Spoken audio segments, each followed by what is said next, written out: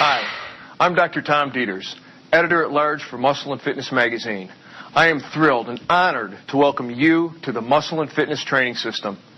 This series, developed by the world's leading cutting-edge sports medicine and bodybuilding experts, is devoted to showing you how to carve out exactly the physique you've always wanted, whether it's a strong, chiseled, lean body or the massive muscle of a champion bodybuilder. We're talking rock-hard abs, massive arms, a thick chest, and mighty back and powerful legs. All of these are now within your reach because with this series you'll learn the exercises and the programs to achieve the physique you desire.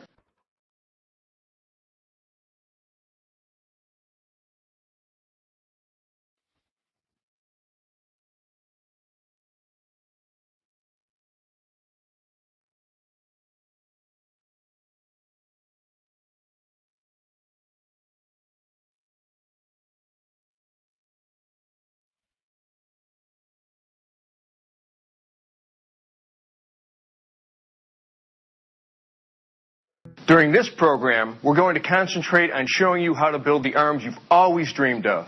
If you want tight, muscular arms that say, here's someone who's strong and stays fit, then pay close attention to the lean muscle-building exercises. If you want massive guns, and I'm talking about world-class artillery to drop jaws and stop conversation, then follow the mass-building exercises. You don't get an opportunity like this every day, because we've assembled the world's best arms to demonstrate how to perform each exercise for best results. These world champion athletes are here to inspire you and coach you to train with maximum intensity. Everybody admires well-sculpted, bulging arms. The first muscle people notice is usually the biceps or biceps brachii. The muscle has a plural name because it consists of two heads which overlap, one starting under the deltoid up in the shoulder area and the other on the upper arm, and both attached just below the elbow. The purpose of the biceps is to flex and curl the arm as well as to supinate and turn up the palm. The basic bicep exercise is the curl. The triceps, or triceps brachii, are actually a three-headed muscle, thus the tri in triceps, which originate under the deltoid and upper arm and attach below the elbow, and therefore extend or straighten the arm. The basic tricep exercise, therefore, involves resistance against straightening the arm from the bent position. The forearm muscles are called the flexors and extensors, running on the back, the extensors, and the front, the flexors, of the lower arm. These muscles control the action of the hand and wrist. The job of the forearm flexor muscles is to curl the hand up and forward. The forearm extensor muscles bring the hand back up toward the wrist. As the first step to any workout, spend about 5 minutes warming up your body. That means literally getting the blood flowing, raising the heartbeat, core temperature, and metabolic rate with a few minutes of aerobic exercise. Stationary bike, treadmill, jump rope, whichever you prefer, and whatever gets your motor running. Get into a groove. Don't waste a moment. Don't just look around. For these 5 minutes, start visualizing what you want to accomplish in your workout. See your goals and see yourself charging toward them. Think like a pro, grow like a pro. Here's how we break down the arm exercises for you in this program. The first two sections focus on your biceps and the second two sections on your triceps. Each of these is split into two separate workout routines. For both biceps and triceps, the goal of the first routine is to build mass, and the goal of the second is to sculpt and define. Let's start by learning how to really pack meat onto your biceps. We're going to begin with the standing barbell curl and pyramid the weight up for each of 5 sets. As you raise the weight with each set, you're going to reduce your reps from 10 to 10 to 8 to 6 and 6 again. The second exercise, the easy preacher curl, will pyramid down with each of 3 sets. Here you'll start heavy and increase your reps from 6 to 8 to 10. Then we'll move into the dumbbell concentration curl. 2 sets of 12 reps each with enough weight to give you serious resistance, but not enough to throw off your tightly focused form. And we'll finish this routine with the dumbbell hammer curl, doing 3 sets of 10, 10, then 8, making sure you use a challenging weight. This exercise is the granddaddy and one of the best of all biceps exercises, the standing barbell curl. Start by standing with your feet parallel and shoulder width apart, toes pointing slightly out. Grasp the barbell at about shoulder width with a palms up grip, and with extended, relaxed arms, hold the bar in front of your thighs. Now, before we get going, a couple of essential tips. 1, keep your body erect. If you round your shoulders or pull them back as you lift, you'll reduce tension on the biceps, weakening the effectiveness of the exercise. 2, don't start too heavy. Use a weight that allows you to do the exercise with strict form for best results. If the bar is too heavy, you won't be getting the full effect you want. You'll be cheating by throwing your hips or using your shoulders. Okay, as you begin your lift, inhale slightly more than usual and hold your breath as you curl the barbell by flexing your elbows. See how he keeps his elbows in place at his side? Don't let them move forward. It weakens the tension on your biceps and reduces the effectiveness of the curl. Keeping your hands in line with your forearms, curl up at a moderate speed, pausing at the peak of the movement here. Now exhale at the top, then slowly lower the bar under control back to the start position, stopping just short of full extension, and immediately begin your lift again with an inhale. That's it. Repeat for reps, keeping your back straight, your elbows in, and you're on your way to building and carving great biceps.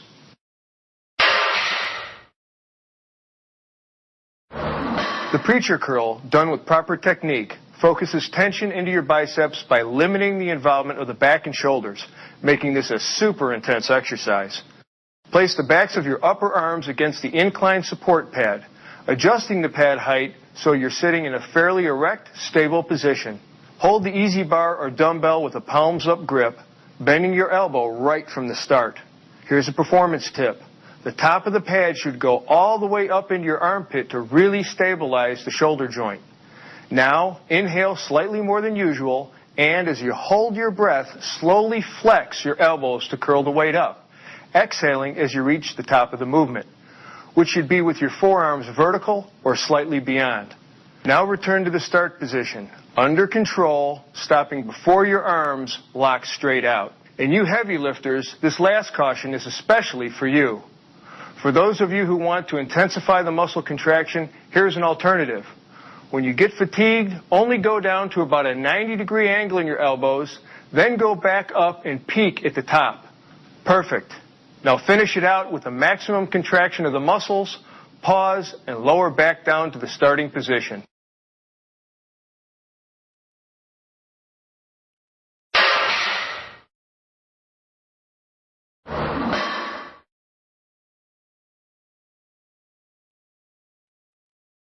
The concentration curl is a fantastic exercise for increasing biceps and brachialis mass, making it a powerful overall upper arm builder. It's called a concentration curl precisely because it concentrates so much tension in your arm, and it requires your full attention to get the most out of the exercise. Sit at the edge of your exercise bench with your legs apart and your feet flat on the floor. Let's start by working the right arm. Lean forward and place your left elbow or hand on your left hip or thigh for support. Place your right triceps on the inside of your right thigh. A key performance tip, keep your triceps pressed against your thigh at all times during the exercise. Now, holding the dumbbell in your right hand with an overhand grip and with your elbow slightly bent, inhale fairly deeply and hold the breath as you curl the weight up so that it comes close to touching your chest. As you reach the top point, pause, exhale, and return to the starting position under control.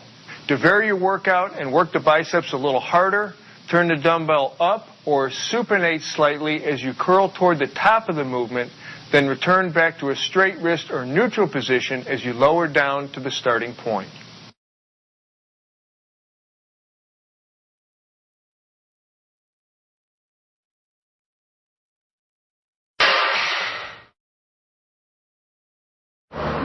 With the hammer curl, you're not using a palms up or palms down grip, but a neutral grip, just like a hammer, which really targets the brachialis and brachioradialis shown here. Again, like in all the standing curls, keep your elbows locked in at your side throughout the full range of motion. Try not to lean back as you lift or push your hips forward when you start the motion. If you find yourself doing that, you're probably using a bit too much weight. So ease back on the weight until you can do the movement with strict control. Okay, let's get started. Stand upright, holding a dumbbell in each hand at your sides. Inhale and hold your breath as you contract your biceps to raise the dumbbells toward your shoulder. Curl up slowly, pause, then exhale as you lower the weight to a near straight arm position. Pause a second and repeat with the other arm. Remember, don't turn your wrists at all during execution. Keep them firm at all times, or you'll lose the concentration and the tension in your brachioradialis. If you want to get a bit more tension at the top of the contraction, hold for 1 to 2 seconds and really squeeze before returning to the start of the position. Now, with the following 4 exercises, we're going to focus on adding definition to your biceps. We'll start with the standing easy bar curl, 4 sets, pyramiding up with each set. 12, 12, then 10, then 8. Then we're going to do the seated dumbbell alternating curl, beginning with a heavy weight for 2 sets, then lightening up for the third. 8 to 10 reps for the first 2 sets, then 12 for the final set. The third exercise we're about to demonstrate is the 2-arm high cable curl. 2 sets of 15 at decent resistance, and finally the dumbbell unilateral preacher curl. 2 sets of 15 with moderately heavy weight. This is the last of the exercises of this routine, so take it to failure. And now we're ready to move on to, you guessed it, the standing easy barbell curl. Adding the easy bar to the standard barbell curl gives you a little more extension in your arms, which is useful for adding definition. Basically, you're going to do the same motion as a standing barbell curl. Stand with your feet shoulder width apart, toes pointing slightly out.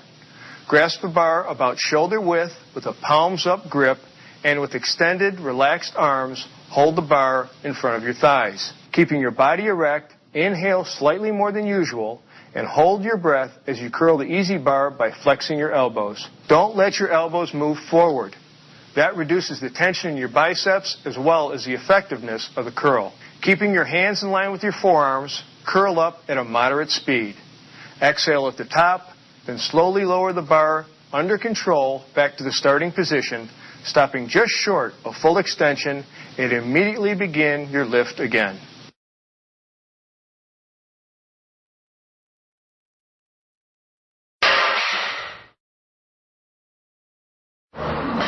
By sitting, the dumbbell curl eliminates the urge to throw your hips into the lift so that you can get more concentration on the biceps and other forearm muscles. As always, strict form means greater effectiveness. That means no swinging, no jerking, no momentum. Just smooth, controlled, focused movements. Let's have a look. To start, straddle the end of the bench. Contract your lower back to hold yourself erect with normal spinal curvature. Hold a dumbbell in each hand with a neutral grip, palms facing your sides. Inhale slightly more than usual to stabilize your torso, and hold the breath as you raise the dumbbells by slowly bending your elbows. After the dumbbells pass your thighs, supinate or turn your wrists up so that your palms face up at the top of the movement. Pause briefly at the top, then exhale as you lower the dumbbells under control, pronating or turning your palms down until your arms are fully extended and your palms are facing each other. I'm sure you've noticed by now that one of the key messages of this training series is that strict control during lifting maximizes effectiveness as well as reduces the chances of injury. With the 2-arm high cable curl, you especially want to do 2 things. First, keep your upper arms as motionless as possible, with movement only occurring at the elbow. Second, you want to keep your wrists firm and unflexed to prevent injury. Make sure your body is centered between the pulleys and that you are balanced.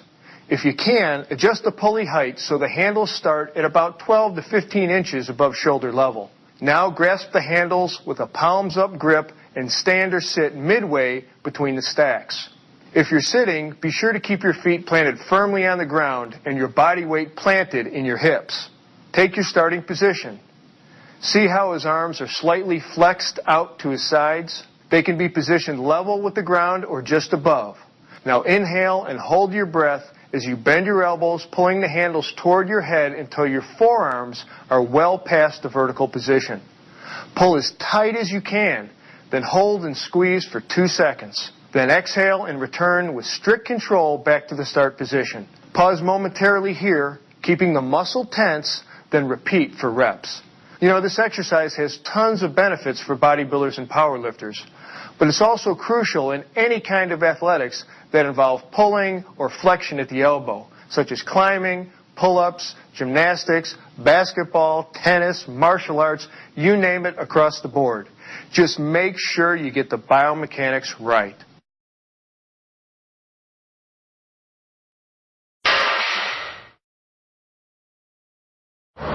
You can really make your biceps scream with one-arm dumbbell preacher curls, but you can also curl both arms simultaneously to save time. Either way, this is a fantastic exercise to isolate your biceps. Start by sitting on your preacher curl bench and lean slightly forward from your hips. Place your arms over the arm support pad and grasp 1 or 2 dumbbells with a palms-up grip, keeping your wrists straight in line with your arm. Remember, you want maximum extension in your arms, but you don't want to hyperextend. So keep your elbows just slightly bent and the weight under slow control when you reach the bottom of the movement. To begin, inhale slightly more than usual and hold your breath as you smoothly curl the dumbbells as high as possible without ever losing arm contact with the support pad. As you reach the top of your lift, exhale and hold the peak contraction and really squeeze for a second before lowering the dumbbells under control. As you reach the bottom, pause briefly without letting the tension off your biceps or allowing your elbows to hyperextend, and then start the next rep.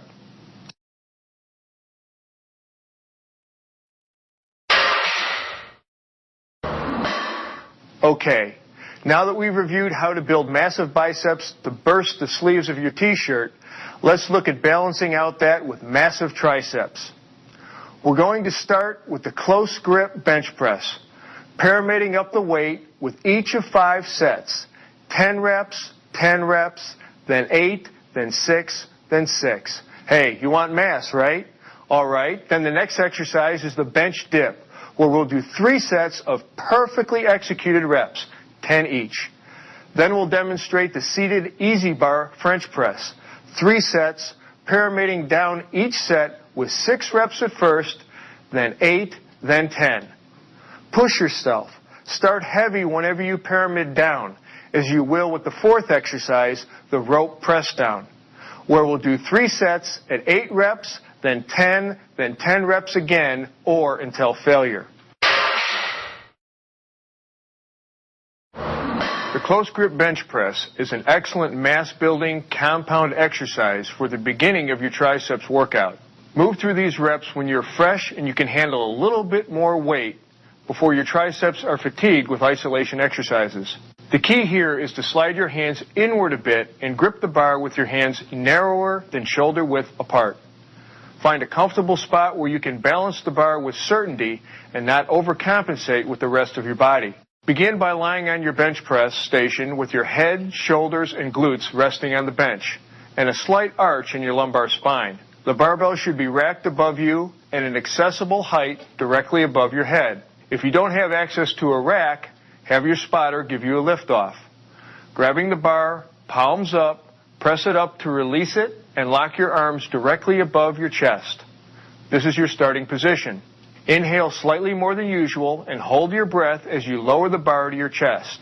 As you come close to touching your pecs, reverse direction decisively and press the bar back up. Do not stop or pause in the bottom position because that will bring in your pecs more than you want, but that doesn't mean you bounce off your chest either. Push steadily upward and, as you reach the top, exhale and lock your elbows. Pause a moment at the extended position before beginning your next rep. Continue at a moderate rate of speed, remembering not to arch your back with each lift. If you find yourself arching, lighten up on your weights. With strict form, keeping your elbows close to your sides during both ascent and descent, this will be a great mass builder for you, so watch the elbows, the back, and the width of your grip, and you'll be on your way. The The bench dip is one of the few compound exercises that's known for its pump as much as its growth stimulation. Your pecs and anterior deltoids will contract strongly at the beginning of the up phase, but if you keep your elbows pointed back and close to your body, your triceps will be doing the majority of the work. Start by placing 2 benches parallel to each other about 2.5 or 3 feet apart. Sit like this on the middle of one bench, placing your hands by your hips, fingers cupping the edge of the bench, and your elbows pointing directly rearward. Now support your body on straight arms and place your feet onto the other bench. Inhale as you bend your elbows to slowly lower your upper body between the benches until you feel a stretch in your triceps and shoulder joints. After you reach the bottom position, hold your breath and push yourself upward until your arms are fully extended. You can lock your elbows if you want here as long as you don't overextend. Exhale at this position. When you get to the top, pause for a second, then slowly lower yourself and work methodically through your reps. You want to keep your eyes and focus directly forward throughout this exercise. Some performance tips on this. If you're a beginner or if you've never done this exercise before, keep your range of motion short before gradually increasing the depth of your dip. Work into it. For those who want extra resistance as their practice develops, have a partner place a weight plate on your thighs. But if you're going to double or triple up on plates, make sure that your partner hangs onto them to prevent them from slipping and helps take them off at the end of each set.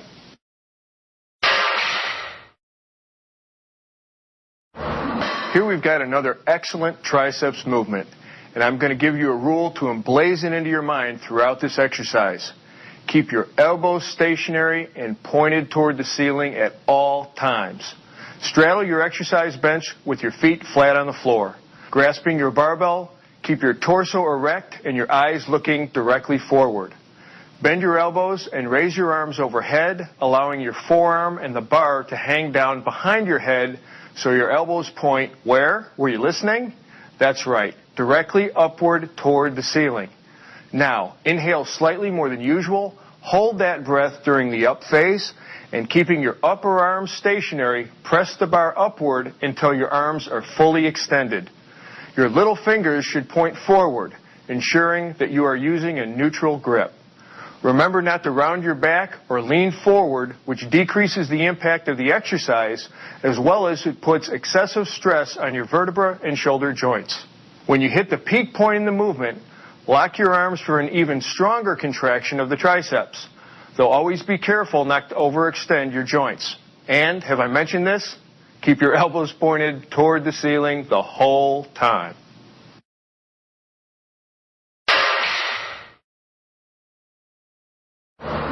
Now let's head back to the gym and see how the rope press down is done. With the rope press down, you can really pack on the mass if you isolate your triceps with immaculate form. Stand in front of a high cable pulley and grasp the rope attachment with a neutral or palms-in grip. Your feet should be parallel, or if you want, one foot can be slightly in front of the other. Lean forward from the waist to more than about 10 to 15 degrees and position your elbows slightly in front of your body with your hands at approximately shoulder height. Take note, the slight forward position of your elbows is key to this exercise. Keeping your elbows at your sides and your upper arms and torso motionless, inhale slightly more than usual and hold your breath as you push down with your hands. If you want to get a little extra contraction out of your triceps, twist your palms fully downward as you execute the press down. You'll feel the difference, especially as you pass the 90-degree position. Push those palms down, pulling the ropes apart slightly as you reach the bottom.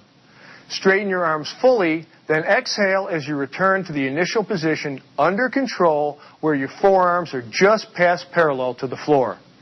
Keep a firm grip through the movement so that your hands and forearms remain in a straight line at all times. To pull maximum efficiency here, remember to maintain a motionless torso and motionless upper arm position at all times during the execution, both on the push down and the ascent back up. With these next 3 exercises, we focus on defining your triceps rather than adding mass. We'll begin with the lying French press, where we'll pyramid up the weight during each of 4 sets, 12 reps twice, then 10, then 8 reps. Next, we'll go through the dumbbell kickback, 2 sets of 15 with the same weight both times. Then we'll round out the program with 2 sets of the reverse grip press down with moderately heavy weight. Again, as this is the finisher exercise, take this one to high rep failure.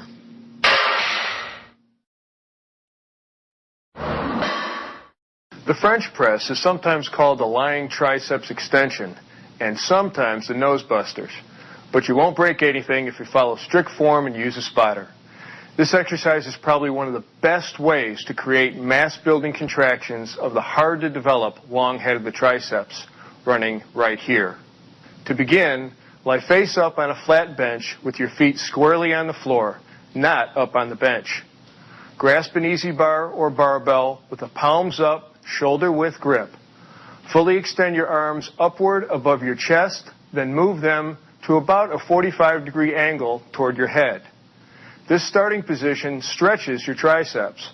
You should feel this tension throughout the entire exercise. If you don't, that means you're moving your elbows around. So stay aware of the constant tension in order to monitor your form. Now inhale slightly more than usual and hold your breath. Keeping your upper arms in place, lower the weight until you reach a 90-degree angle in your elbows. Perfect. Now raise the weight under control, extending your forearms and squeezing hard at the top. Quickly exhale, then inhale again and go into your reps. A couple of tips. Use a weight that's light enough for you to maintain proper arm position. This is especially important at the end of the movement, where you want to fully extend your arms to maximally shorten and tense all heads of the tricep, especially the long head. Also, we suggest you have a spotter for safety. Like every exercise we are giving you in this series, form, focus, and full motion. Make every millimeter of every movement count.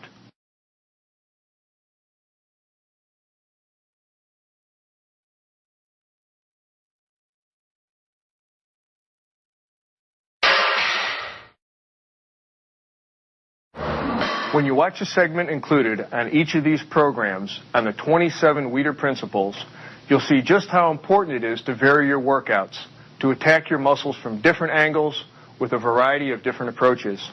The dumbbell kickback is a way to do just that and work your triceps from a different angle to stimulate new growth.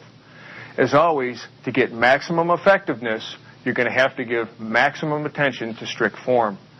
That means avoiding the temptation to let momentum take over. Okay, let's begin. Place your inside hand on your exercise bench to support your upper body. Your arm should be straight and directly below your shoulder. Bring your inside leg forward and move your outside leg back so you can bend over from your hips and bring your torso into a horizontal position. Grasp a dumbbell in your outside hand using a neutral grip with your thumb side of your hand forward. Keep your upper arm parallel with your body or slightly above.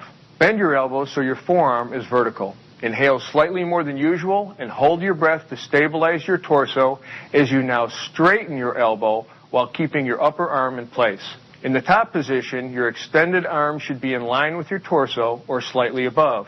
Exhale here as you reach the top of the lift. Hold this peak contraction for a moment, then slowly return to the start position under complete control without swinging the dumbbell. That goes for the up motion as well. Be sure you avoid any swinging movement as you transition from the down motion. That's the basic movement, but be careful. There are lots of ways to diminish the effectiveness of the kickback exercise. As I said, don't let momentum take over. Don't swing the weights.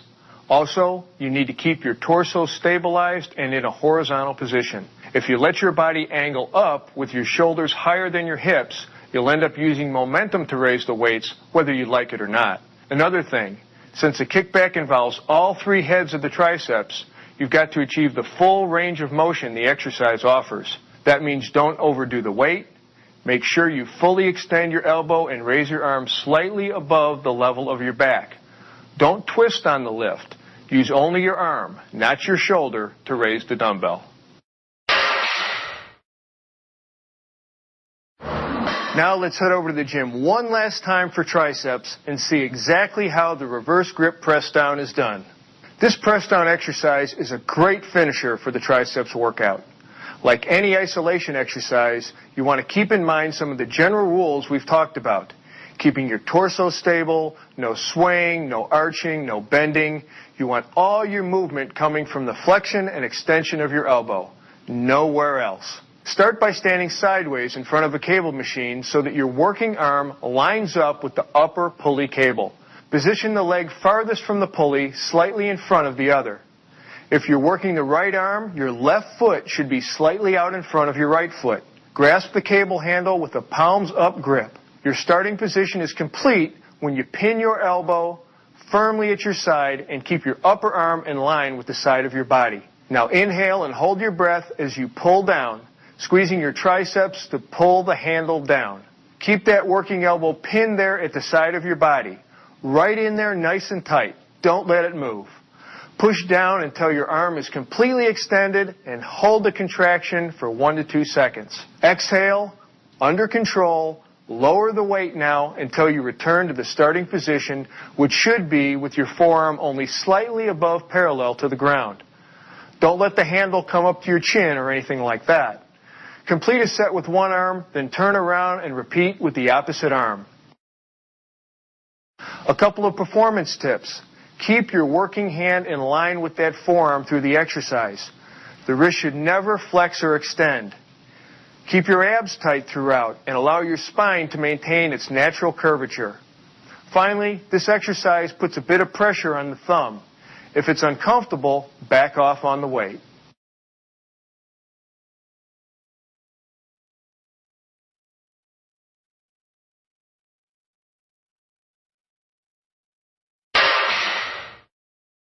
There are 3 crucial, non-optional steps you must do to wrap up your workout. Warm down, stretch, and replenish. I don't consider these as part of a post-workout routine because every serious trainer knows that these elements are as essential to your program as any lift, crunch, or pull down. When you're finished with your workout, move into a 5-minute, low-intensity aerobic exercise. Hit your bike, the treadmill, or whatever suits you best, but keep your heart rate under 100 beats per minute.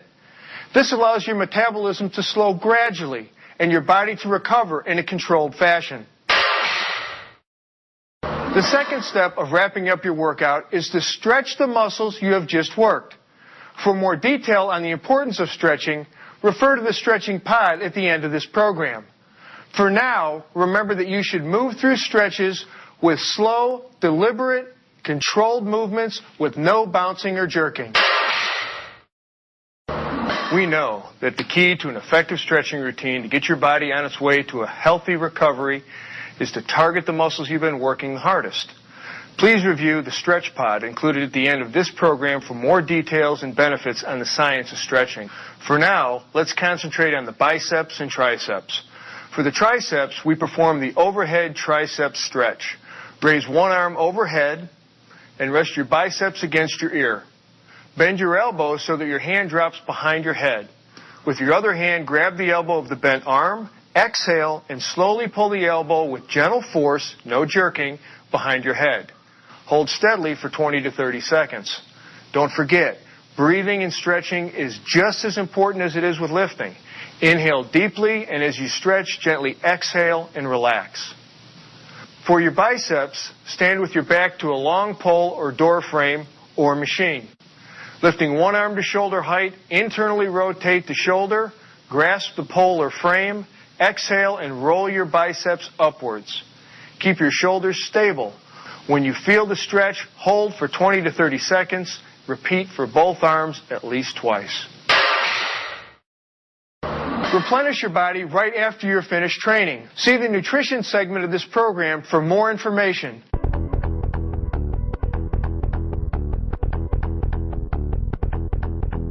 Truly successful resistance training has as much to do with the power of your mind as it does with the size of your biceps. With all the insight and expertise our team has brought to you through this series, I want to make sure that one point is made loud and clear. Concentration means everything. Not just physically concentrating tension in your muscles, but mentally concentrating on technique, preparation, nutrition, and very importantly, on staying motivated. What motivates the most successful resistance trainers? You might think it's the kind of arms you see every month in Muscle and Fitness, or increased athletic skill, or weight loss, or improved metabolic health. Sure, all these things go a long way, but true motivation, the kind of motivation that will stay with you through the hard times when results aren't showing as fast as you'd like, comes from here. Every time you execute a curl or press, you should mentally be tracking every element of the movement. That means you're watching your breathing pattern, your technique, keeping your shoulders and back out of the lift. You're on guard against recruiting extraneous muscles, against throwing your body around to compensate for too much weight on the bar. It means you are concentrating on your arms as you work them. Imagine and visualize they're exploding right through your skin as you fully extend and contract them throughout the full range of motion. Shut out all external influences and master your mental focus.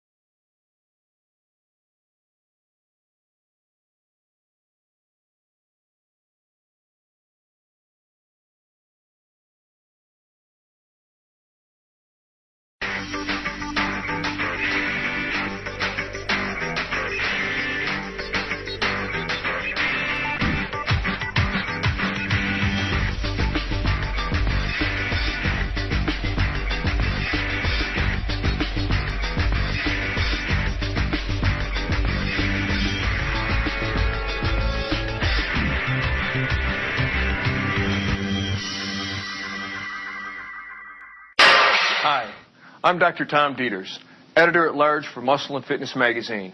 I am thrilled and honored to welcome you to the Muscle and Fitness training system. This series, developed by the world's leading cutting-edge sports medicine and bodybuilding experts, is devoted to showing you how to carve out exactly the physique you've always wanted, whether it's a strong, chiseled, lean body or the massive muscle of a champion bodybuilder. We're talking rock-hard abs, massive arms, a thick chest, and mighty back and powerful legs. All of these are now within your reach because with this series you'll learn the exercises and the programs to achieve the physique you desire.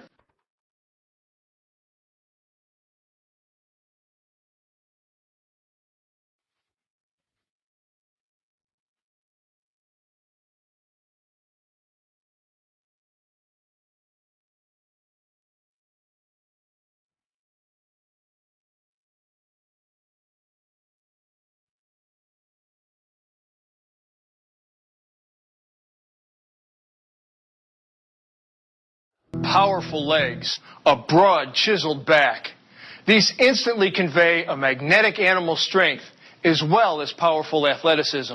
In this program, we're going to help you develop your back and legs with the support of our premier bodybuilding champions. They will show you how to isolate those hard-to-get-at smaller muscles, as well as how to either define or bulk up those big, powerful workhorses, your quads, your hams, and your lats. Why do we turn to bodybuilders to learn the tools and techniques for maximum efficiency and maximum safety? We go to bodybuilders because they are the experts. You don't have to look like them. You don't have to lift like them. But you do want to learn from them. If you wanted to learn how to play basketball, you might study with Michael Jordan. How to swing a bat, Mark McGuire. Well, if you want to learn the details and strict control that strength training can offer you, you want to watch Gunther Schlierkamp and our other champions, and you want to watch them closely. The truth is that the same techniques that are used every day by the top bodybuilders in the world can also be used by you. No matter what your age, no matter what shape you're in, whether you want huge bulging legs and a broad back or lean, powerful legs with a muscular, shapely back. Before we get to the gym, let's talk about your back and legs. Your lats, which is short for latissimus dorsi, are the largest muscles on the upper body. They extend from under the shoulders down to the lower part of the back on both sides, and their job is to pull the shoulders and arms downward into the back. Below the lats are your spinal erectors. These muscles run like two telephone cables from your waist to your skull, just parallel to your spine. They support and protect the spine from injury, as well as the name suggests, to help us stand erect. We developed the erectors in this program in conjunction with your strengthening of the abdominals, as you will see in the ab program, to help you develop a powerful, injury-resistant lower back. We all know the glutes, gluteus maximus, gluteus medius, for they are the large muscles that span across your posterior portion and are powerful extensors of your leg. In other words, they help you bring your leg back behind you and help you stand from a sitting or squatting position. Most of the glute sculpting exercises involve squats and leg presses. Your quads or quadriceps compose the muscles on the front of the thigh. They include four muscles: the rectus femoris, vastus lateralis of the outer thigh, vastus medialis of the inner thigh, and the sartorius, all of which work together to extend or straighten the leg. In the case of the sartorius, this muscle can also flex the hip joint. On the rear of the leg, we have the hamstring group, including the biceps femoris, or leg biceps, and semimembranosus and semitendinosus. These are your leg flexors, which help to curl your heel up to your glutes. As with the arm exercises, the leg biceps exercise mostly involve curling motions and also extension at the hips. Below the knee are what is commonly referred to as the calves. This muscle group consists of the gastrocnemius and the soleus, both of which insert into the Achilles tendon, which then attaches to the heel or calcaneus. When contracted, these muscles point the toe.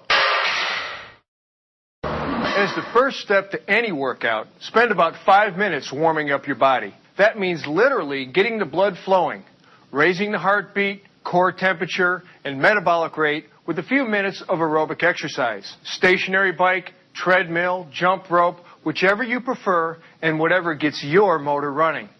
Get into a groove. Don't waste the moment. Don't just look around. For these 5 minutes, start visualizing what you want to accomplish in your workout.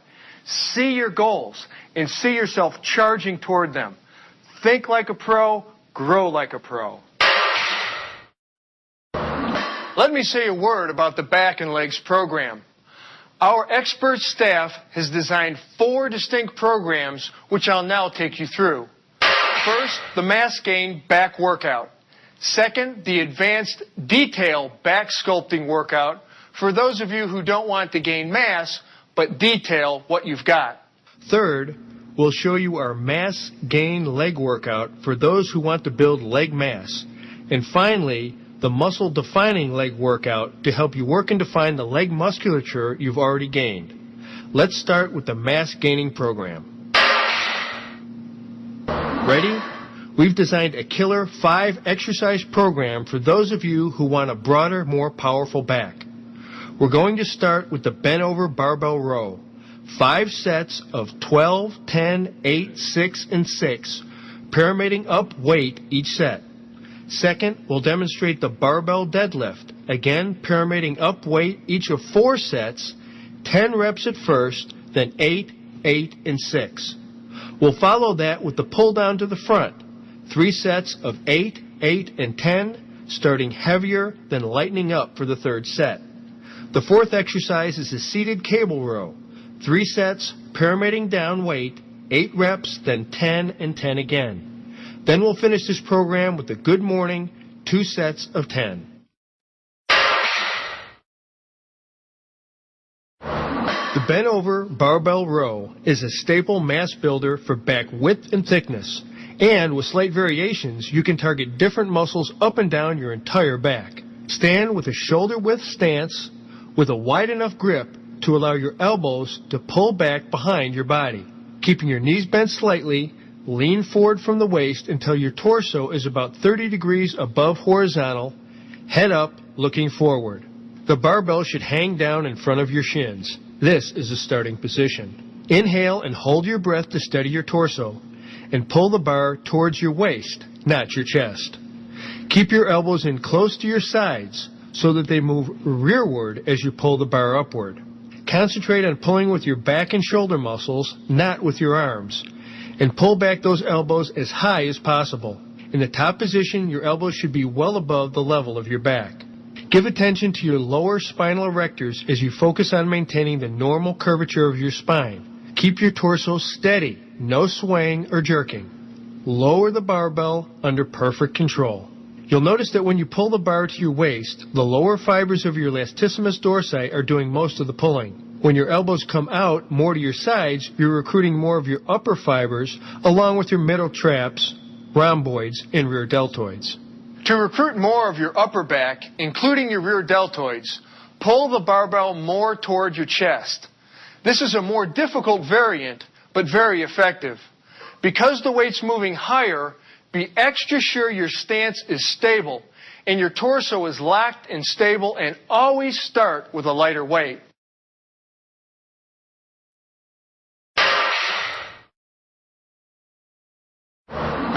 The deadlift is a classic and supremely effective compound movement where you can really develop overall body power, especially in your glutes, your hams, and your lower back. No surprise here that you're going to have to concentrate on your spinal position, which means holding your breath during both the up and the down phases.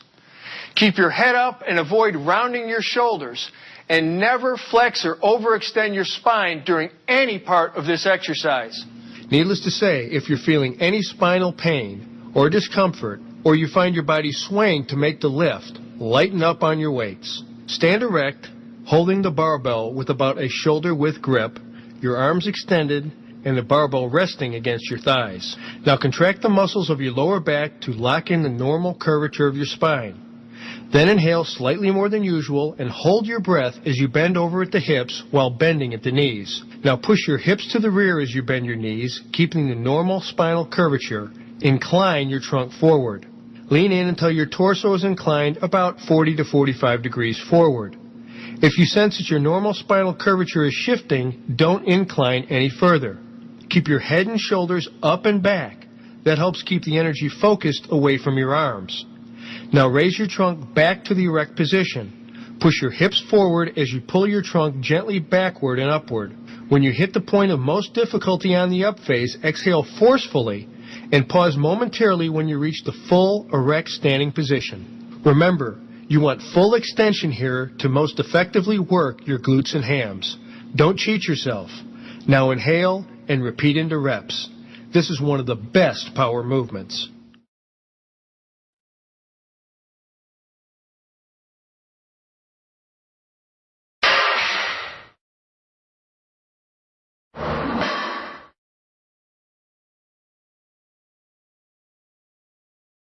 First, get settled at the lat pull-down machine so that the bar overhead is directly in front of your body.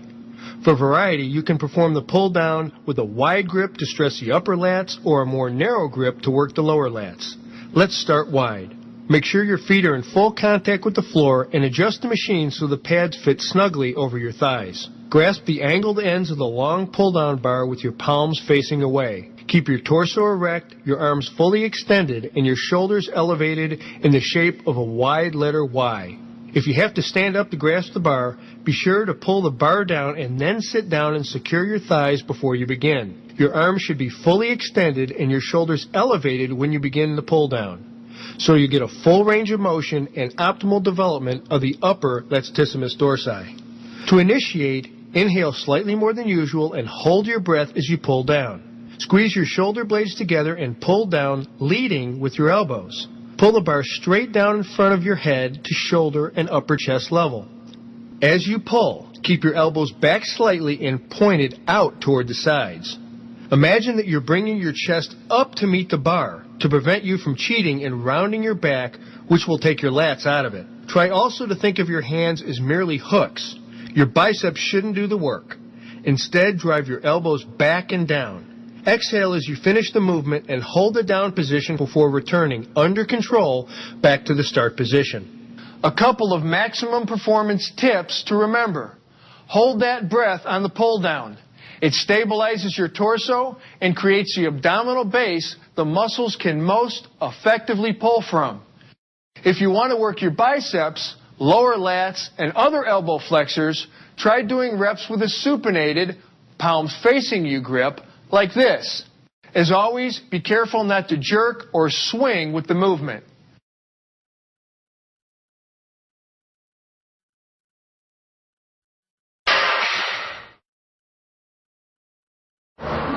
Let's start right off with the biggest mistake people make with the seated cable row. Failure to keep the torso nearly erect. With the row, you're going to pull your elbows and shoulder blades back as far as they can go, but not, repeat, not by leaning backwards. Similarly, you don't want to be curling with your biceps or twisting hard with your wrists. We're focusing our muscle tension and our mind on the back. Let's work through this. Hook the handle to a low pulley cable and sit upright on the bench facing the weight stack. Place your feet against the foot platform so that your legs are slightly bent in the start position. Lean forward from your hips to grasp the handle, your palms facing inward while maintaining a normal, slightly arched spinal curvature. Pull back until your torso is nearly erect and your arms are fully extended. This is your start position. Now, inhale and hold your breath as you pull the handles toward your midsection. Keep your elbows in line with the side of your body. Pull until your elbows are slightly beyond the plane of your back and your hands are close to your body. You should be pulling your shoulders and elbows to the rear as far as possible as you exhale at the top. Hold for 2 seconds, then return to the start position under control.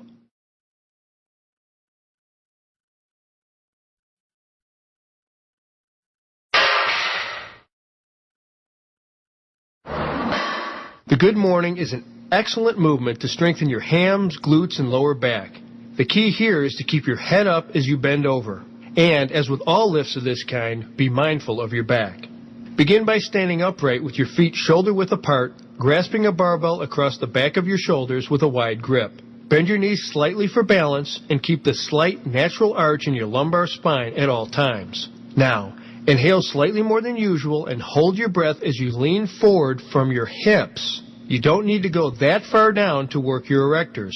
Push your hips backwards as your torso comes forward and down to horizontal. Then reverse direction smoothly and exhale as you return to the starting position and repeat into reps. Okay, again, protect your back. Don't go too low because that'll round your back. You want to keep that arch as you go down and your head up. In general, you want to start this exercise with relatively light weights or even no weights at all so that you can train yourself to perform it with perfect form. In fact, many athletes use this exercise with light or no weights as a warm-up to stretch out the hams, the back, and the glutes. So focus on form and keep your back arched. Remember, you only get one spine, so please take care of it. For those of you who want to sculpt definition into your back, you won't find a better program than this 5-exercise progression. We're going to start with the T-bar row, 4 sets of 12, then 10, 10 again, then 8, pyramiding up the weight in each set. Second, we'll execute the pull-up, 3 sets of 10 or to failure, whichever comes last. Third is a one-arm dumbbell row, 3 sets of 10, 10, then 12, starting heavier, then lightening up on the third set. Fourth, we'll take you through the straight arm press down, 3 sets of 15, keeping the same weight. And we'll finish this very focused program with the back extension, 2 sets of 25. Let's get to it.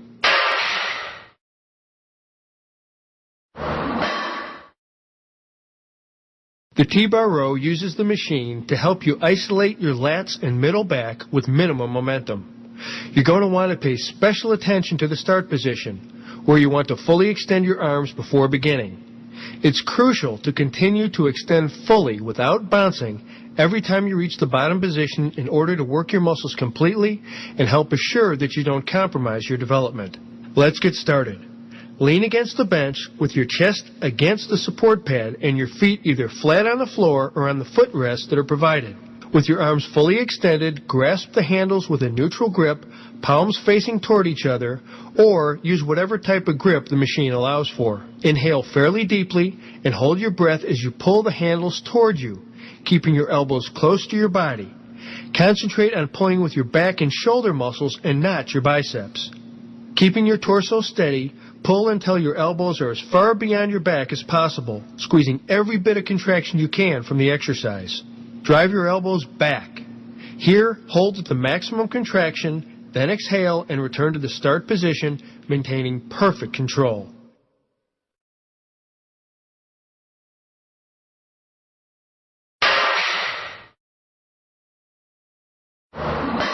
There are lots of ways of doing pull-ups. Palms out, palms back, narrow grip, wide grip, and you should make use of all of them to work the smaller muscles of your back and shoulder groups. So jump up or climb up to your horizontal bar and grasp it with an overhand grip, hang loosely, extending your arms, relaxing your shoulders to start fully stretching your lats. To begin, inhale slightly more than usual and hold your breath as you contract your lats to pull yourself up. Concentrate here on keeping your elbows out to your sides and pulling them down to raise yourself. Don't recruit your biceps during the pull-up action. Think of your hands only as hooks and focus all your muscular contraction here in your lats. Arch up to meet the bar. Exhale through the hardest part of the up phase and keep contracting until you pull your chin slightly above the bar. Keep your head upright and straight. Hold and exhale as you lower your body to the start position, always under control. Here's another maximum performance tip. The closer you grip, the more you're involving the lower portions of the latissimus dorsi and middle back muscles.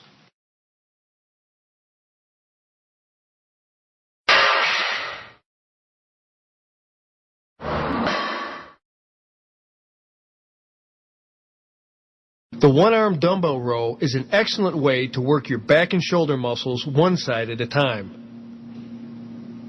Begin by taking a wide stride stance with one leg forward and one out to the side. Lean forward from the hips until your torso is parallel to the floor, keeping a slight arch in your lower back and bending your knees. Put your inside hand on the bench for stability and grasp a dumbbell on your outside hand with a neutral grip so your palm faces your body. Take advantage of full extension by allowing your working arm to hang straight down, relaxing and lowering your shoulder. Inhale slightly more than usual and hold your breath as you pull the dumbbell upward hard.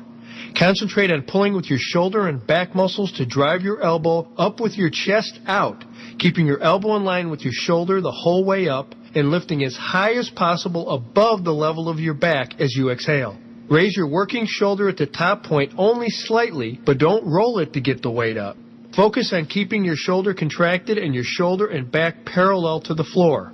Hold this top position for a second or two, then return to the start position. Run through your reps with one arm, then work your other side. A couple of muscle and fitness tips. If you feel your body twisting or you're jerking your shoulder hard at the top of the up phase, lighten up on your weights. You want perfect form. You want maximum contraction of the shoulder without popping it up at the end. And you want to concentrate on pulling with your shoulder and back muscles only, not your whole torso and not your biceps. And one final thing. If you want to recruit more of your upper back, try a pronated grip like this, palm facing rearward. Just be sure to keep your elbow in line with your shoulder as you pull up.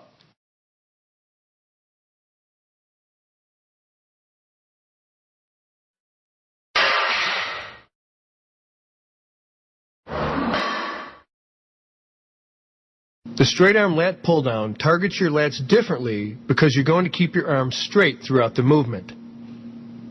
Stand about a foot away from the pulley, facing the stack. Grasp a straight bar with a pronated, that's palms away, shoulder width grip, and angle your arms 15 to 20 degrees forward from vertical.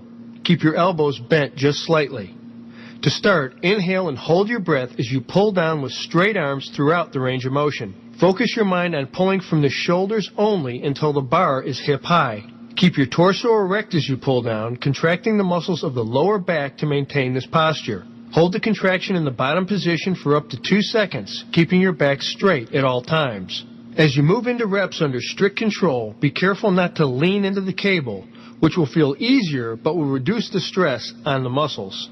If you feel yourself bending or if you notice that you're flexing your elbows to complete the exercise, lighten up the weights and focus more on repetitions. Those are indicators that you're recruiting extraneous muscles to do your work. Remember, your arms are just hooks. Keep your concentration and the tension in your lats. If you want some variations, go narrower to target your lower lats and hit the long head of the triceps, and wider on the angled part of the handle to work your upper lats and teres majors muscles.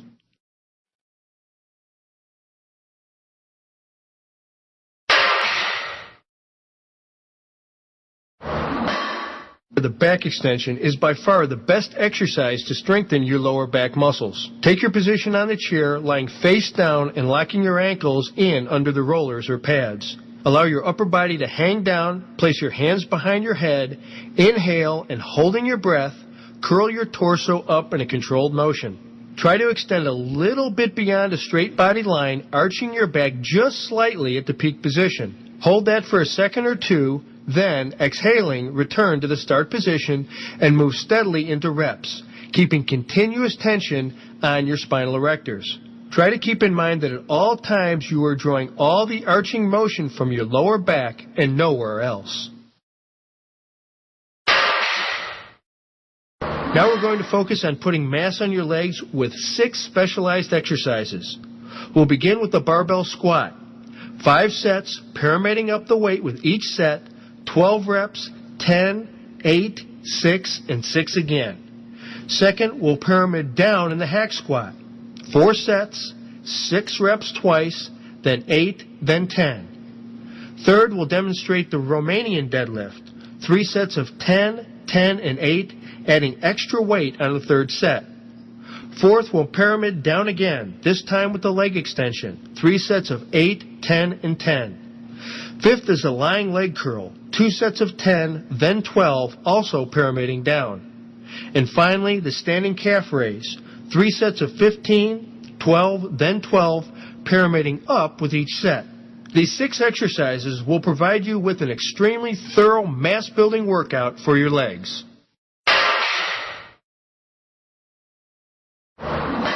Perhaps nowhere is form more important as it is with the barbell squat. It's critical that you keep your head up throughout the movement and drop your glutes down and back as if doing a deep knee bend and sitting in a chair. The thing you want to guard against is rounding your back. Let's move through it. Start by standing erect with your feet about shoulder width apart and your toes turned slightly out. Hi, I'm Dr. Tom Dieters, editor-at-large for Muscle and Fitness magazine. I am thrilled and honored to welcome you to the Muscle and Fitness Training System. This series, developed by the world's leading cutting-edge sports medicine and bodybuilding experts, is devoted to showing you how to carve out exactly the physique you've always wanted, whether it's a strong, chiseled, lean body or the massive muscle of a champion bodybuilder. We're talking rock-hard abs, massive arms, a thick chest, and mighty back and powerful legs. All of these are now within your reach because with this series you'll learn the exercises and the programs to achieve the physique you desire.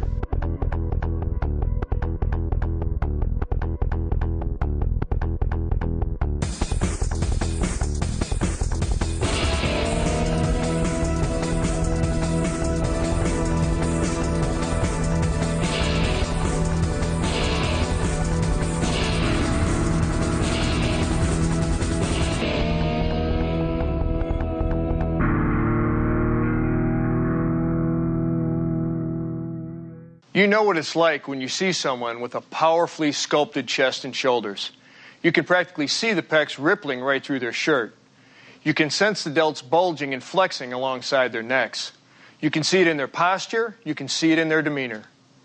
The exercises in this program will help you become like that person because here we target your chest and shoulders with the best bodybuilding information on earth. We have assembled some of the world's greatest bodybuilding champions to demonstrate these exercises for us today.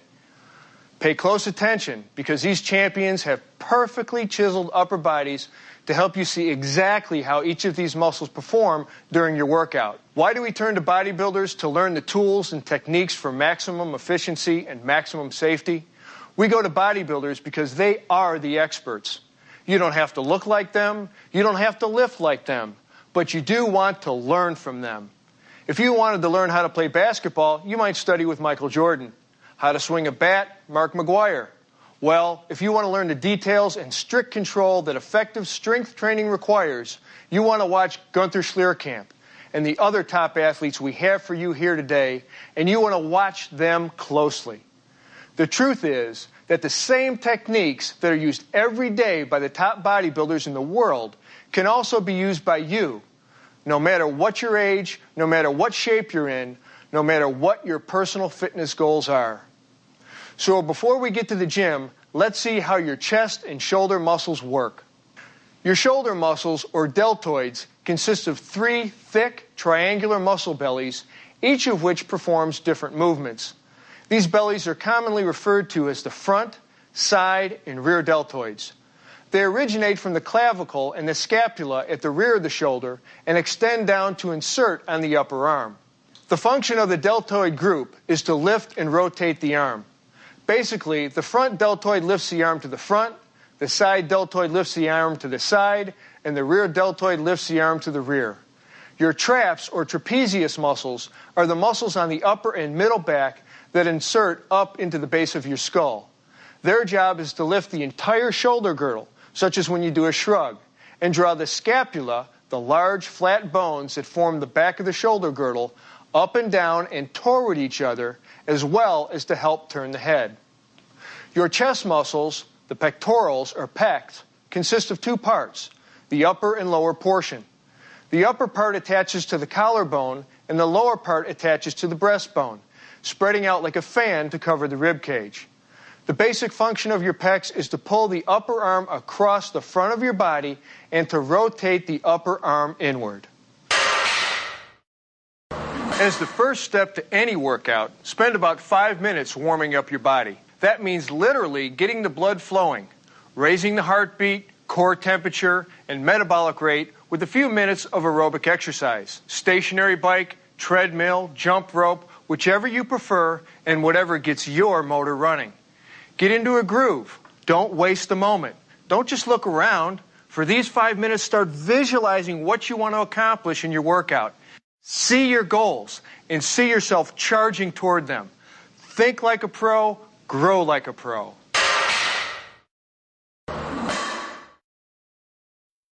To build mass in the chest, we've designed a 5-exercise program. We'll start with the incline barbell press, pyramiding up during 5 sets of 12, then 10, then 8, then 6, and 6 reps again. Second, we'll pyramid down the flat bench barbell press, 3 sets of 6, then 10 reps each. Third, we'll start heavy again for the decline dumbbell press, then go lighter for the second and third of the 3 sets of reps. We'll open the first and second sets with 6 to 8 reps each, then finish up with 12 reps. The fourth exercise is a seated machine press, where we'll do 2 sets of 10 reps each, same weight each time. And we'll finish out the chest building program with 1 challenging weight, 2 sets of 12 or until exhaustion the second time through. No one's leaving this program hollow-chested, believe me. The incline barbell press is a great mass builder to blast the upper pecs. But again, impeccable form is everything. Lie on the incline bench at roughly 30 to 45 degrees angle. The steeper the angle, the higher on your chest you'll be working. But any more than about 45 degrees and you'll be working more shoulders than pecs. Spread your legs slightly with your feet flat on the floor to maintain balance. Keep your hips, shoulders, and head resting on the bench. If you ever feel your hips rising, that means you've got too much iron on the bar and you're not doing yourself any favors. So lighten up on the plates. Grasp a racked barbell with a natural, just wider than shoulder width grip. Unrack the bar yourself or with the help of a spotter and lower it to your upper chest. Inhale and hold your breath as you press the weight upward, keeping your elbows pointed out from your sides. Exhale as you pass the sticking point, which is the most difficult part of the up phase. And when you reach full extension, meaning your arms are perfectly straight, pause. Take advantage of that full extension, just don't overextend. Now inhale again and hold your breath as you lower the weight under perfect control down to your upper chest. If you can avoid pausing at the bottom, that's a more efficient use of this exercise. What you don't want to do is bounce off your chest. Always remember, slow, controlled, focused movements.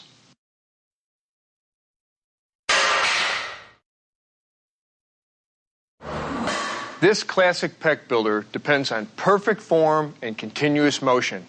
The rule here, keep the bar moving at all times. Everyone thinks they generally know what they're doing with the bench press, but let's see how we can maximize every single moment of it. Start by lying on your bench, knees bent 90 degrees, and your feet flat on the floor. Your feet need to be flat for maximum stability. Your head, shoulders, and glutes are resting on the bench, and you want to keep your natural slight arch in your lumbar spine. Now position yourself so that the barbell is on the rack directly above your head. Grasp the bar, palms facing away, with a slightly wider than shoulder width grip. Lift the barbell off the rack or have a spotter standing behind you assist in handing it off. Hold the barbell up with extended arms without locking your elbows over your chest. Now you are in the start position.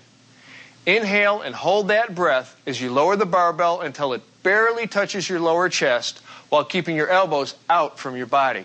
Quickly but smoothly change direction, pushing the barbell up and away from your body, moving it slightly toward the rack. After your first few reps, you're going to feel your sticking point partway up the lift.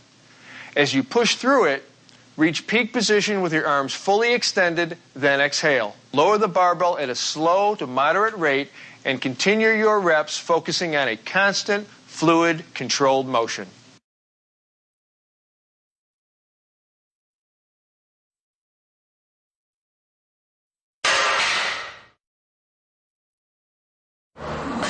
The decline dumbbell press is a compound lift that shifts the focus down to your lower pecs. But you don't need to take my word for it. Do a few of these and you'll feel it. All right. Set the angle of your decline bench between 30 and 45 degrees down. Lie face up on the bench, securing your feet under the rollers. Your head, shoulders, and glutes should touch the bench with no arching or rounding of your back. Grasp the dumbbells with both hands and raise them, beginning the exercise with your arms fully extended. Inhale and hold your breath as you lower the dumbbells to your lower chest at a slow to moderate speed. Bring the dumbbells down deep right here along the sides of your chest, with your elbows pointing out to your sides away from your bottom position. As always in benching, you don't want to pause at the bottom. So as you reach the end of the motion, and just before the dumbbells touch your chest, push up in an adjoining arc, bringing your arms together at the top. When you hit the sticking point on the way up, exhale through it forcefully. Your ascent and descent should be continuous, with no pausing, resting, or holding, except for a slight pause at the very top as you extend your arms fully to maximally contract both your pectoralis major and your triceps. Do your set and sit up and let the blood flow out of your head before beginning your next set.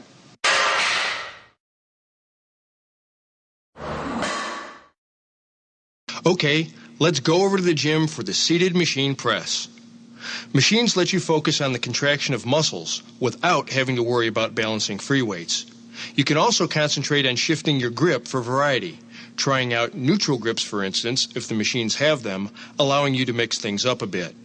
The seated machine press is fairly straightforward. Start by adjusting the height of the seat so that the hand grips are roughly at shoulder level or slightly below. Sit up straight with your back against the support pad. Place your feet flat on the floor, directly under your knees, about shoulder width apart. Grasp the handles with your palms facing away and keep your elbows out to the sides. Keep your hands alongside or slightly in front of your chest when you start, otherwise you'll be stressing your shoulders. Okay, inhale and hold your breath as you push the handles away from you. Remember, holding your breath during exertion gives you internal stability, safety, and greater power. Once you pass the most difficult part of the movement, and when your arms are extended, pause for a moment, then reverse the motion. As your hands approach the sides of your chest, smoothly change direction and repeat the movement. As with all presses, you don't want to pause at the bottom. Keep the bar moving, steady, smooth, and concentrated.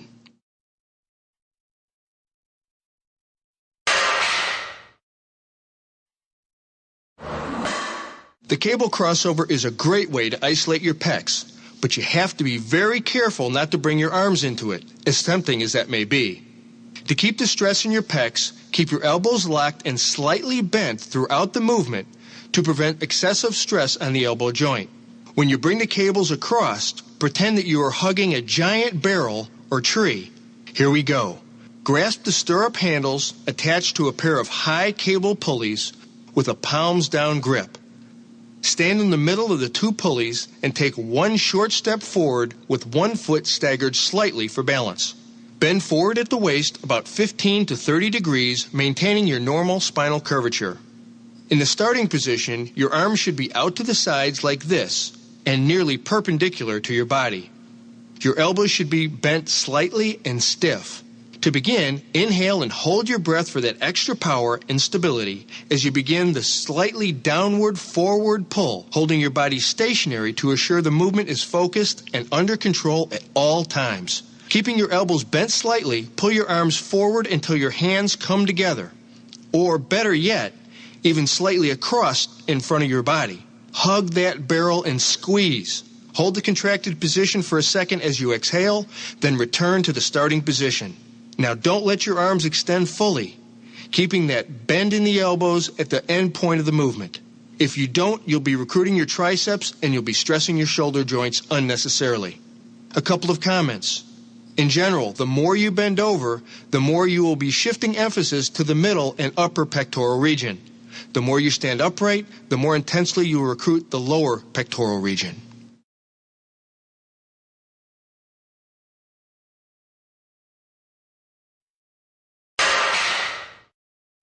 Now let's look at the 4-exercise program we have designed specifically to sculpt and define your chest musculature. We're going to open with the flat bench dumbbell press, pyramiding up through 4 sets of 12, 12, 10, then 8 reps. The incline dumbbell press will follow with 3 sets, starting heavy on the first 2 of 3 sets of 8 to 10, 8 to 10, and finally 12 reps. The third exercise is the incline dumbbell fly. 3 sets of 12 with steady weight, and finally the pec deck fly, 3 sets of 15 straight weight. In this variation of the classic bench press, independent dumbbells give you a greater stretch at the bottom and help you achieve a stronger contraction of your pecs. Don't forget though, you may have to reduce your normal bar weight to adjust for the difficulty of balancing the dumbbells. To start, lie face up on your bench with your head, shoulders, and glutes all in contact with it. Keep your legs slightly apart, knees bent 90 degrees, and your feet flat on the floor.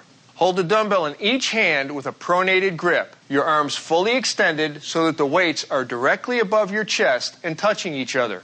Inhale and hold your breath as you lower the weights, keeping your elbows pointed out from your sides as the dumbbells approach your chest in the bottom position. As you reach the bottom, without bouncing or jerking or using your hips, quickly and firmly reverse directions and press the weights back to the starting position.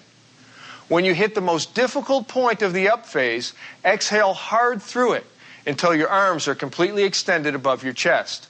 Pause only briefly at the top, then repeat for reps.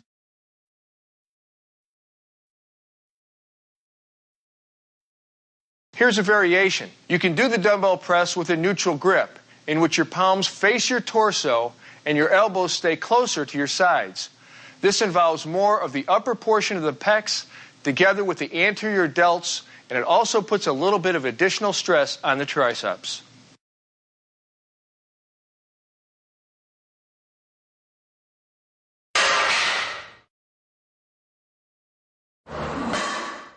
There's no question the bench press reigns supreme in targeting the middle pecs. But when you're ready to burn up your upper chest, raise the bench a few notches and grab some iron. Sit on your inclined bench set anywhere between 30 and 45 degrees. The steeper you make the angle, the higher you place the stress on your chest. Have your head, shoulders, and glutes on the bench, with your feet firmly on the ground for support and balance. Hold a dumbbell in each hand with a pronated grip. You're going to want to keep your head neutral and your eyes facing the same way throughout this exercise, straight up. Now bring the dumbbells to shoulder level with your hands just outside your shoulders and your elbows out from your body as you inhale and hold your breath to stabilize your torso. Then press the weights upward and inward.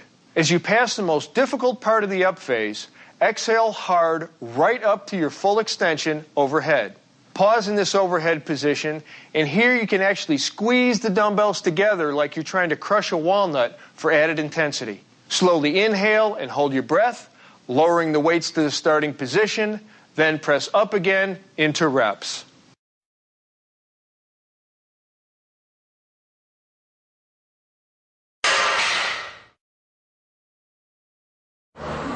Ever hear of tree hugging? It's a great image to keep in mind as you perform the incline dumbbell fly. Start by adjusting your bench so that the incline is between 30 and 45 degrees. Lie face up on the bench with your feet flat on the floor. Hold the dumbbell in each hand with your palms facing up and extend your arms above your chest. Inhale slightly more than usual and hold the breath as you now lower your arms out to your sides. Keep your elbows locked in a slightly bent position throughout the range of motion. As your upper arms approach shoulder level or slightly below and you feel a strong stretch in your chest, slowly and smoothly reverse directions. Do not stop in the lower position and do not lower your arms below shoulder level, especially if you're using a lot of weight. Bring your arms back up to vertical, exhaling as you pass through the sticking point completely as you reach the uppermost position. Imagine hugging a tree. Here you can pause for a second, then repeat under total control.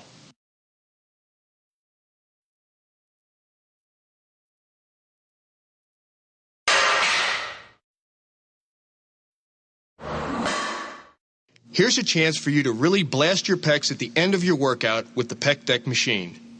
Make sure you adjust the seat so that your upper arms are in front of your torso at about 90 degrees or slightly below. Sit firmly against the back support and grasp the hand grips, but make sure not to let your elbows be pulled back to an extreme stretched position. Place your feet firmly on the floor about shoulder width apart, your knees flexed at 90 degrees. Keeping your back pushed firmly against the back support pad throughout the exercise, begin by inhaling and holding your breath as you push against the pads, moving them toward each other in front of you. Exhale hard through the sticking point. In the end position, push hard and hold for 1 to 2 seconds to achieve a strong peak contraction. Now relax your pecs slightly and return to the initial starting position. Keep the return movement under control at all times until your elbows are in line with your shoulders. As you reach the start position, inhale, stop for a short moment and reverse directions, repeating for reps. I can't stress enough how important it is to hold your breath during the exertion phase, both for safety and added power.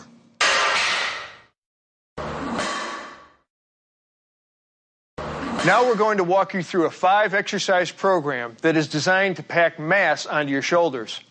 We're going to begin with the seated military press, 4 sets of 12, then 10, then 8, then 6 reps each.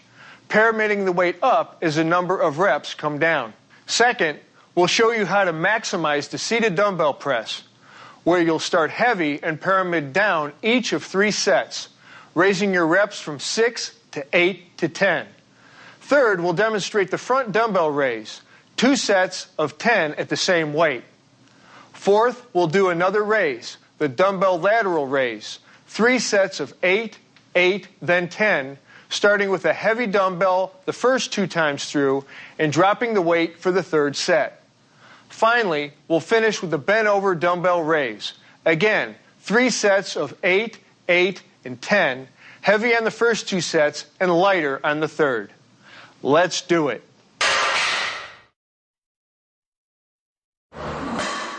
The barbell press can be done standing or seated. We're going to go with the seated version here because it reduces body movement.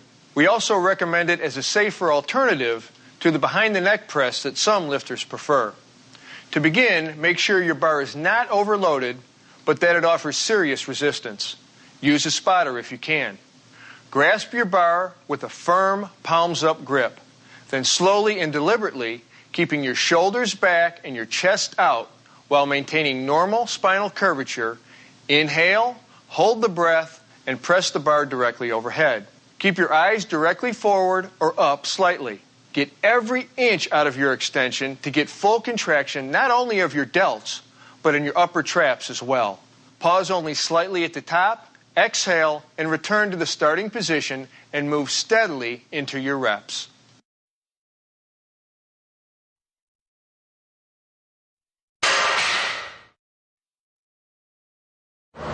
Again, one of the great advantages of the seated press is that you automatically reduce the momentum that you can sometimes get during the standing press.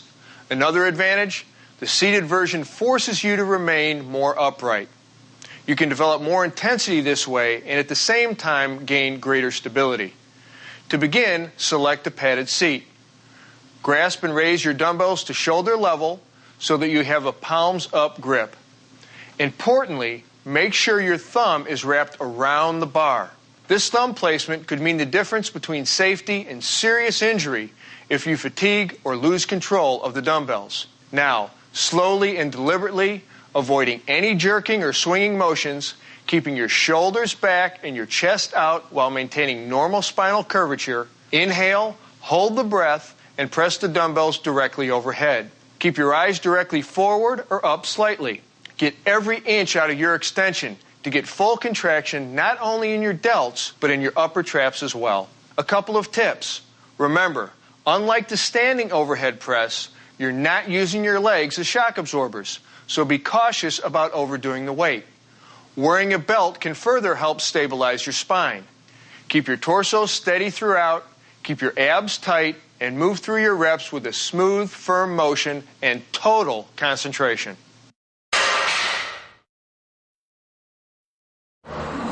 There are lots of ways of doing the front dumbbell raise, the most common being the one we're going to demonstrate today, the overhand grip to shoulder level. But we'll also have a look at several variations so you can work the muscles a little differently each time. Give them all a try over the next few weeks.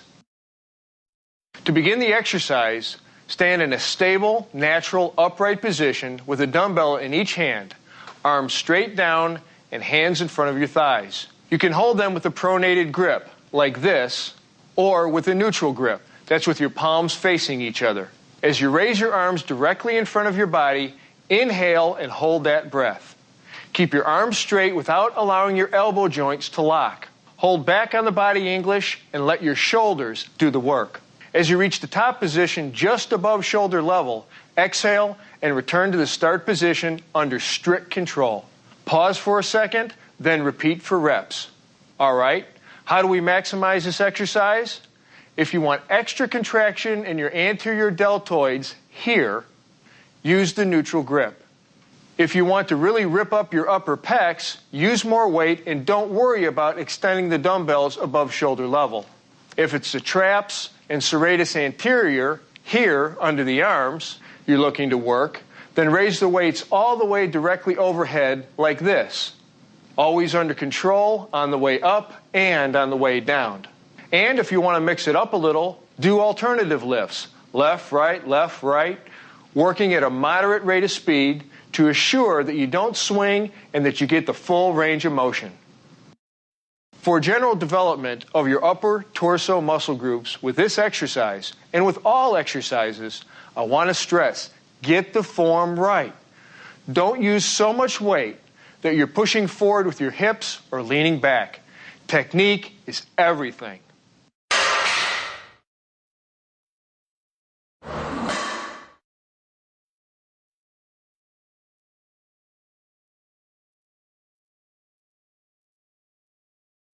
For the dumbbell lateral raise, grasp your dumbbells with a palms down grip and start with them by your sides. Inhale, and while holding the breath, raise your arms straight out to the sides of your body, leading with your elbows until they are directly in line with your shoulders. With a slight bend in your elbows, your hands will be just in front of your body. Keep the motion constant, with only slight pauses at the bottom to inhale in order to keep continuous tension on your deltoids. In your mind, concentrate on keeping your upper arms directly outward and on leading with your elbows to draw all movement directly from the middle deltoids. Ready to zero in on your rear delts? Then this is the isolation movement you want. Because you are standing in an unusual position, strict proper form is even more critical than ever. So let's get it right. Go light on the weights at the beginning to make sure you're going to get the full extension and are recruiting the right muscle fibers. Stand holding a lightweight dumbbell in each hand with your palms facing each other. Bend forward at your hips, keeping your back slightly arched at all times and your knees bent. In this start position, your back should be horizontal to the floor, not rounded at all, with your knees bent for better balance. One thing, if you find holding this position tough on the back of your hamstrings or on your lower back, then lie face down on a high bench or reversed on an inclined bench with your arms fully extended down and proceed just as you would standing. Okay. Now that you're in a stable position with your arms hanging down perpendicular to your torso, inhale, hold your breath, and raise your straight arms out to each side and upward as high as possible. Exhale as you return your arms to the initial position. Pause for a moment, then repeat into reps. See how he's keeping his arms in line with his shoulders? That's perfect. And you can keep a slight bend in your elbows, as long as your upper arms stay in line with your shoulders. Here's a few ways to laser target particular muscle groups. If you're aiming to develop your posterior deltoids, start the exercise with rounded shoulders and raise your arms as high as you possibly can. Don't squeeze your shoulder blades together at all with this variation. Try to keep the movement at the shoulder joint alone. To work the middle trap and rhomboid muscles, round your shoulders in the start position and squeeze your shoulder blades together hard at the finish position. In all, try to keep your arms as straight as possible without being locked. That'll give you your maximum range of motion, which goes a long way towards maximum effectiveness. This next set of 4 exercises is designed to sculpt and define your shoulders. We're going to begin with the seated Smith machine press, pyramiding up the weight for 4 sets of 12, 12, 10, then 8 reps. Second, we'll demonstrate the Arnold press, developed by and named for you-know-who. For the Arnold press, we'll start heavy for the first 2 of 3 sets, 8 to 10 reps on the first 2 sets, and 12 reps on the third, lighter set. Then we'll move on to the overhead dumbbell lateral raise, 3 sets of 10, 10, then 12, going lighter again on the third set. Finally, we'll round out the sculpting program with the reverse pec deck fly, 3 sets of 15 at the same weight. Let's see how it's done.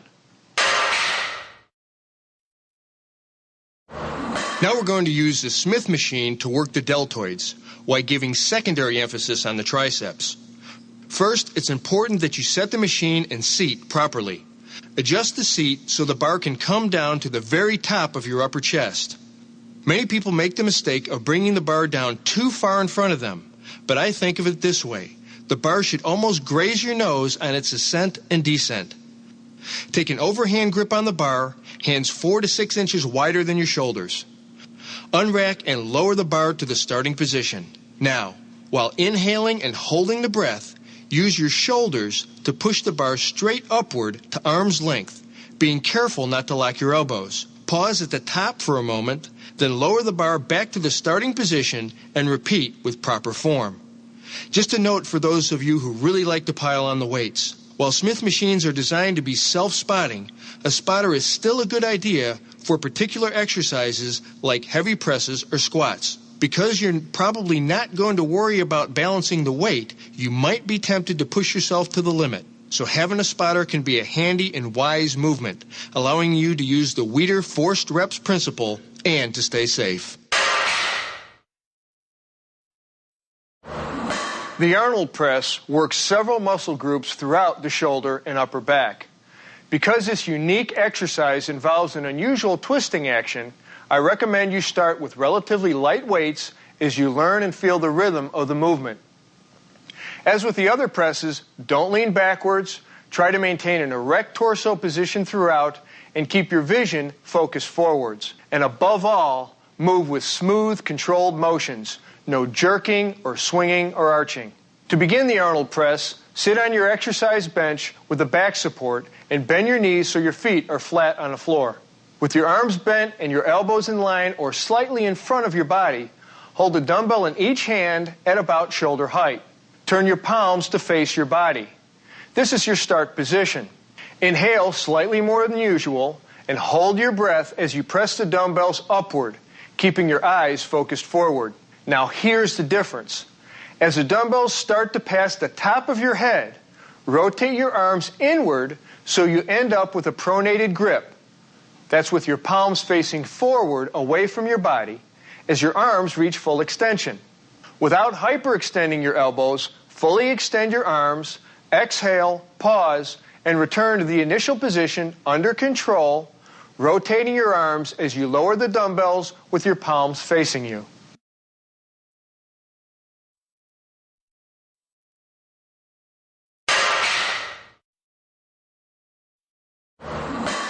Nothing creates that wide, capped look of your shoulders like the overhead lateral raise. You can do it with free weights like we're going to demonstrate here, or with cables, though you don't get the full squeeze of the contraction that you do with dumbbells on the upward extension. Let's walk through this one. Stand straight with your feet shoulder width apart. With your arms alongside your body, hold a dumbbell in each hand with a neutral grip. That's palms facing in. Inhale and hold your breath, giving your torso strength and stability. Then raise your arms out to the sides until you reach a completely overhead position. See how she keeps her elbows slightly bent, and see how nearly full extension brings the shoulders up into full contraction? You don't want to stop at shoulder level. You want that continuous tension and a full range of motion. Keeping the same erect posture throughout, no swaying or leaning, exhale as you return your arms to the initial position under control. Pause only briefly and continue into your reps. This is important. A lot of bodybuilders make the mistake, in my opinion, of packing on too much weight and lifting their arms only to shoulder level. Why limit your range of motion and stress the shoulder joint? If you want to get a greater contraction of the deltoid and other muscles in the shoulder region, back off the weights just a bit and bring your arms completely overhead. Now we're going to target your rear delts and other middle back muscles, your middle traps here, and rhomboids here. Start by adjusting the height in the pec deck machine so that you can grasp the handles with a neutral grip when you sit facing the machine with your arms forward and parallel to the floor. Your chest should be touching the support pad throughout the exercise. If you feel a loss of contact, double check your form and maybe lighten up on your weights. Hold your torso erect with natural spinal curvature, just like this. Begin the exercise by inhaling and holding your breath as you pull your arms as far back as possible. Get as much contraction as you can possibly squeeze out of this machine, all the way so that your elbows end up slightly behind your back. If you can't get back that far, lighten up on your weights. Hold that maximum position for a second, then exhale and return to the start position under complete control. Don't let the weight stack touch bottom, but you can pause a slight moment here before repeating for reps. Remember, concentrate. Don't just pull with your arms. Concentrate on pulling your elbows back with your shoulders and middle back muscles rather than your biceps, which will be very eager to take the load if you let them. This exercise is extremely important, not just for all sports, but for simply holding the shoulders and chest back for good posture. If you're seriously into bodybuilding, this exercise is critical for another reason. It balances out the tightening and muscle shortening that can come from massive chest work and keeps the shoulder joint balanced and strong. So keep with your proper form and work the rear delts. There are 3 crucial, non-optional steps you must do to wrap up your workout. Warm down, stretch, and replenish. I don't consider these as part of a post-workout routine because every serious trainer knows that these elements are as essential to your program as any lift, crunch, or pull down. When you're finished with your workout, move into a 5-minute, low-intensity aerobic exercise. Hit your bike, the treadmill, or whatever suits you best, but keep your heart rate under 100 beats per minute. This allows your metabolism to slow gradually and your body to recover in a controlled fashion. The second step of wrapping up your workout is to stretch the muscles you have just worked.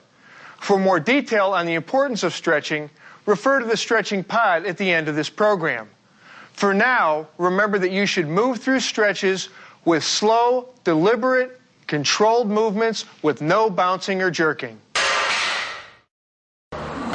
Here are a few important stretches to help your chest and shoulders recuperate after your workout. The lateral pull stretches your deltoids. Cross one arm in front of your body at shoulder level and place your opposite hand just behind and above the elbow. Exhale and slowly pull the elbow across your body. Hold for 15 to 30 seconds, relax, and repeat 3 more times. Another good way to stretch several of the muscle groups in your shoulder and upper back area is to kneel on the floor facing a chair or bench. Interlock your hands above your head and bend forward to rest them on top of the bench, allowing your head to drop slowly beneath the surface. Exhale and let your head and chest sink to the floor. Make sure your forearms are parallel. Relax into it and hold for 15 to 30 seconds. Repeat 2 or 3 times. For your pecs, stand beside a pole or inside a door jamb. Extend your arm out to the side, bend the elbow 90 degrees with your hand pointing toward the ceiling. Now place the inner part of your forearm and elbow on the pole or door jamb. Take a step forward and lean your body forward just slightly until you feel a stretch. Hold for 30 seconds. For a second pec stretch, place your hands behind your back with one hand resting on the other. Lift your arms up and back as far as you can and hold for 30 seconds. Now swap the position of your hands and repeat. Again, 2 to 4 times each. For more details on the importance and science of stretching, please review the stretch pod included toward the end of this program. Replenish your body right after you're finished training. See the nutrition segment of this program for more information.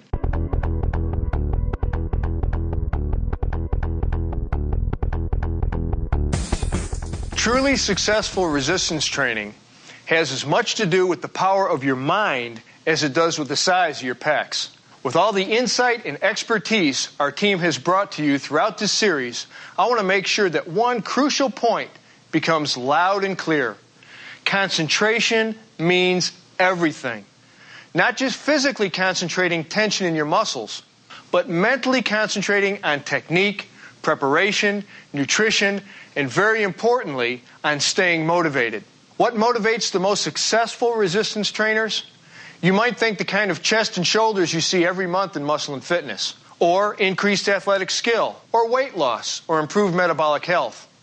Sure, all these things go a long way, but true motivation, the kind of motivation that will stay with you through the hard times when results aren't showing quite as fast as you would like, that motivation comes from here.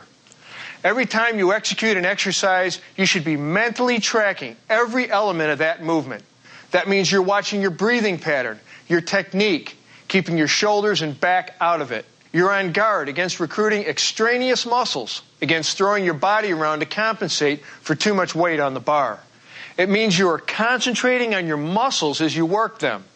Imagine that they're exploding right through your skin as you fully extend and contract them throughout the range of motion. Shut out all external influences and master your mental focus.